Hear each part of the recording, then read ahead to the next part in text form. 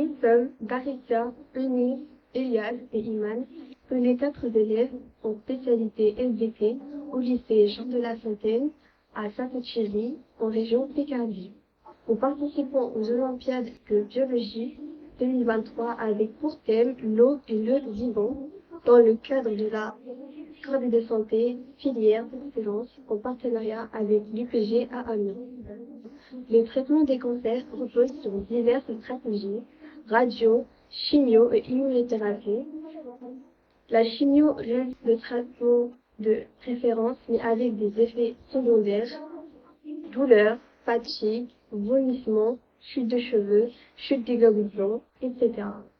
Comment limiter alors les effets secondaires de la chimiothérapie?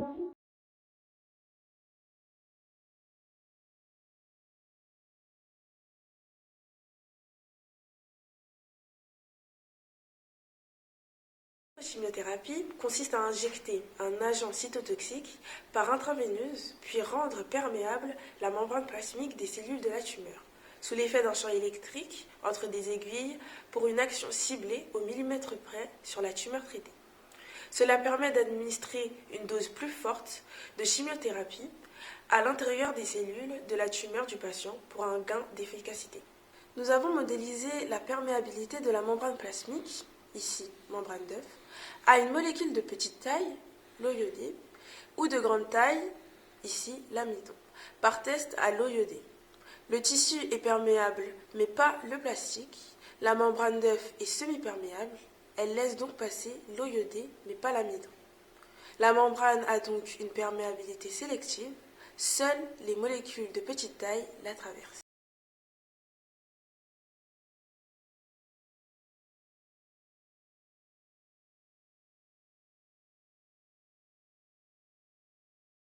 En 1920, Gortal et Grendel montrent que la membrane plasmique est une bicouche de lipides membranaires par comparaison des aires entre une hématie et une couche lipidique. En effet, la surface de l'hématie correspond au double de la surface de la couche de lipides. L'eau stabilise cette structure formée de lipides hydrophiles et hydrophobes. Cela maintient donc la composition du cytoplasme différente du milieu extracellulaire et constante au cours du temps. En électrochimiothérapie, la bléomycine est une molécule hydrophile de grande taille qui diffuse jusqu'à 10 000 fois plus après formation de pores sous l'action d'un courant électrique supérieur à la différence de potentiel électrique entre l'extérieur et l'intérieur de la cellule tumorale.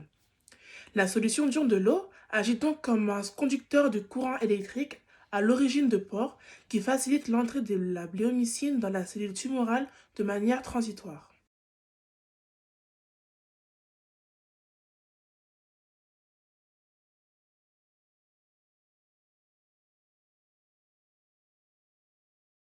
La chimiothérapie neutronomique consiste à intégrer à petite dose un seul agent cytotoxique chaque jour afin d'augmenter la probabilité de bloquer la mitose de la tumeur, de stimuler l'immunité et d'inhiber la formation de nouveaux vaisseaux sanguins, donc la croissance. La concentration plus faible par dilution dans l'eau augmente la tolérance du patient par rapport à une chimiothérapie conventionnelle.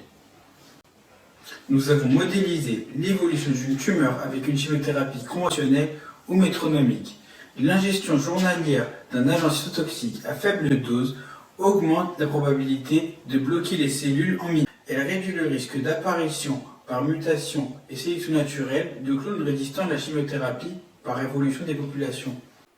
En électrochimiothérapie, l'eau agit sur la perméabilité membranaire variable selon la taille des molécules échangées, ce qui maintient un milieu constant.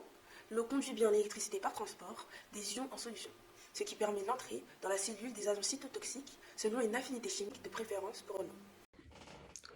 En chimiothérapie métronomique, l'eau dilue l'agent cytotoxique pour être tolérée à faible concentration et limiter ainsi la chimiorésistance. De moindre coût, elle pourrait être développée pour satisfaire les besoins de santé des pays en voie de développement. Merci de votre attention.